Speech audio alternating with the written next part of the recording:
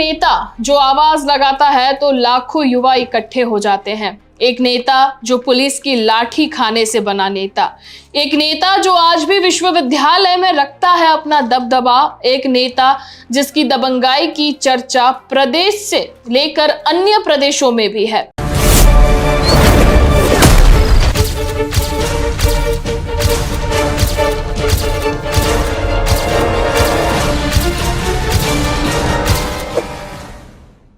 कौन है नरेश मीणा, जिसने युवा, नेशनल मीडिया और पूरे राजस्थान का ध्यान अपनी ओर खींचा है। छोटा किरोड़ी के नाम से फेमस थे।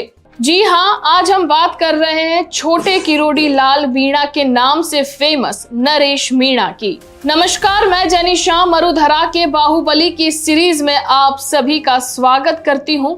तो चलिए जानते हैं कौन है नरेश मीणा, जिसने युवा, नेशनल मीडिया और पूरे राजस्थान का ध्यान अपनी ओर खींचा है। राजस्थान में एसडीएम को थप्पड़ मारकर सुर्खियों में आए निर्दलीय प्रत्याशी नरेश मीणा ने 2003 में राजस्थान यूनिवर्सिटी में महासचिव पद जीतकर अपने राजनीति करियर की शुरुआत की थी। नरेश मीणा कभी किरोड़ी लाल मीणा के शागिर्द हुआ करते थे। समर्थकों के बीच वे छोटा किरोड़ी के नाम से फेमस थे। नरेश का किरोड़ी लाल से पुराना जुड़ाव रहा है और उन्होंने कई सामाजिक आंदोलनों में उनका समर्थन भी किया है। नरेश मीणा ने साल 2003 के अंदर राजस्थान विश्वविद्यालय का चुनाव लड़ा और महासचिव बन गए। वहीं साल 2004 की बात करें तो जिसमें नरेश मीणा ने विश्वविद्यालय में छात्र संघ के अध्यक्ष पद का चुनाव लड़े, लेकिन राजपाल शर्मा से वो चुनाव हार गए। जिसके बाद नरेश मीणा कई बार लाखों युवा की आवाज बने और विश्वविद्यालय के बाहर कई आंदोलन उन्होंने लड़े। एक बार नरेश मीणा ने विश्वविद्यालय के गेट से लेकर गांधी सर्कल तक रोड पर जैम लगा दिया था। आज भी नरेश मीणा राजस्थान विश्वविद्यालय में किंग मेकर की भूमिका में नजर आते हैं। 2022 चुनाव में सांसद मुरारी लाल मीणा की बेटी निहारिका मीणा को विश्वविद्यालय का पूरा चुनाव नरेश मीणा ने लड़वाया। एनएसयूआई से निहारिका को टिकट दिया गया। निहारिका को वो चुनाव हार गई, लेकिन नरेश मीणा के दम के चलते निहारिका को एबीवीपी और एनएसयूआई के उम्मीदवारों से ज्यादा वोट मिले। कहते हैं कि राजनीति में ना कोई हमेशा दुश्मन होता है और ना ही कोई हमेशा दोस्त रहता है। समय आगे बढ़ता गया। 2017 में जयपुर में मीणा समाज की रैली के दौरान नरेश ने अपने अंगूठे पर कट लगाकर किरोड़ी लाल का खून से तिलक किया था। लेकिन पहली हमारी लड़ाई खुद से और अपनों से ही होती है। वहीं नरेश को अपने सियासी गुरु से कई मौकों पर टकराना पड़ा। दौसा में सत्याग्रह आंदोलन को विफल करने से लेकर उनके जेल जाने और उन पर हुए हमले तक नरेश ने संघर्ष की राजनीति का सामना किया है। वैचारिक मतभेद के चलते गुरु और शिष्य की ये जोड़ी अलग हो जाती है, जिसके बाद नरेश मीणा सचिन पायलट खेमे में शामिल हो जाते हैं। 2018 के चुनाव में नरेश मीणा ने सचिन पायलट के साथ कंधे से कंधा मिलाकर राजस्थान में कांग्रेस पार्टी का प्रचार किया और सचिन पायलट के गढ़ टोंक में नरेश मीणा स्टार प्रचारक भी रहे। वहीं 2018 चुनाव में नरेश मीणा खुद 12 की किशनगंज विधानसभा से टिकट मांग रहे थे, लेकिन नरेश मीणा को टिकट नहीं मिला।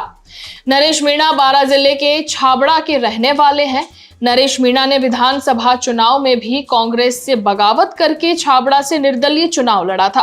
करीब 44,000 वोट लेकर आए थे। पार्टी से बागी होकर चुनाव लड़ने पर उन्हें पार्टी से निष्कासित कर दिया गया था। जब उन्होंने 200 सीट चुनाव लड़ने का ऐलान किया तो मार्च में कांग्रेस ने उन्हें वापस अपनी पार्टी में ले लिया, लेकिन कांग्रेस से टिकट नहीं मिलने पर देवली उनियारा से निर्दलीय के तौर पर उन्होंने ताल ठोक दी। कांग्रेस ने देवली उनियारा सीट से केसी मीणा को टिकट दे दिया। इसके बाद भी नरेश मीणा ने पार्टी के निर्णय के विपरीत जाते हुए निर्दलीय पर्चा भरा। इसके बाद कांग्रेस ने नरेश मीणा को निलंबित कर दिया। कांग्रेस से टिकट न मिलने पर नरेश मीणा अकेले ही चुनावी मैदान में कूद पड़े। वहीं एसडीएम को थप्पड़ कांड क्या था, उस पर भी एक बार नजर कर लेते हैं कि जिसकी वजह से नरेश मीणा इतने चर्चा के केंद्र में आए।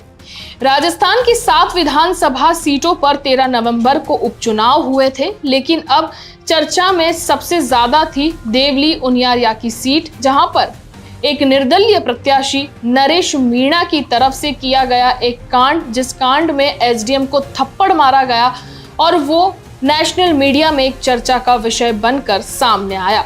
सब डिविजनल ऑफिसर अमित कुमार चौधरी को थप्पड़ उन्होंने जड़ दिया। मीणा का आरोप था कि समरावता गांव में चुनाव वोटिंग के दौरान एसडीएम अमित चौधरी ने धांधली कराई और उनका आरोप था कि ईवीएम मशीन पर उनका चुनाव चिन्ह ठीक से नजर नहीं आ रहा है। इस मुद्दे पर नरेश मीणा ने एसडीएम अमित चौधरी से बहस की। बहस के दौरान नरेश मीणा ने अपना आपा खो दिया और एसडीएम को थप्पड़ जड़ दिया। इस घटना के बाद नरेश मीणा धरना पर बैठ गए। तब तक वो समझ चुके थे कि अब पुलिस उन्हें कभी भी और किसी भी समय जो है गिरफ्तार कर सकती है। फिर उन्होंने अपने समर्थकों से समरावता के गांव पहुंचने की अपील की, ज्यादा से ज्यादा संख्या में उन्हें आने की अपील की। और अभी वो इसी कांड के चलते जेल में बंद है। अगली सुनवाई 18 मार्च को होगी। क्या फैसला होगा वो तो उसी दिन पता चलेगा हमें। और अगर फैसला नरेश मीणा के हक में आता है तो सियासी समीकरण भी यहाँ पर बदल सकते हैं।